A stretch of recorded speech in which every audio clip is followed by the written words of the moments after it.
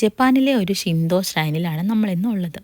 അമ്പലങ്ങളിലും ഷ്രൈനുകളിലും ഒക്കെ കയറുന്നതിന് മുമ്പായിട്ട് കൈയും ഒക്കെ കഴുകിയിട്ടാണ് ഇവിടെ അകത്തേക്ക് കയറുന്നത്. മാർച്ച് മാസത്തിൽ ഇവിടെ ചില ഫെസ്റ്റിവൽസ് ഒക്കെ നടക്കാറുണ്ട്. ഇതിൻ്റെ ഒരു ഒരുക്കങ്ങളൊക്കെയാണ് ഈ കാണുന്നത്. പലതരം വഴിപാടുകളൊക്കെ ഇവിടെ കാണാം. വാഹനത്തിൽ പോകുമ്പോൾ ആക്സിഡൻ്റ് ഒന്നും വരാതിരിക്കാൻ വേണ്ടിയിട്ട് ഇവർ പ്രാർത്ഥനകളൊക്കെ എഴുതി കെട്ടിത്തൂക്കിയിരിക്കുന്നതാണ് ഈ കാണുന്നത്. മാർച്ച് മാസത്തിൽ ജപ്പാനിൽ പെൺകുട്ടികൾക്ക് വേണ്ടിയിട്ട് നടത്തുന്ന ഒരു ഉത്സവമുണ്ട്. ഹിന മത്സുരി എന്നാണ് അതിൻ്റെ പേര്. അതിന് വേണ്ടിയിട്ട് സെറ്റ് ചെയ്തിരിക്കുന്ന പാവകളൊക്കെയാണ് ഈ കാണുന്നത്.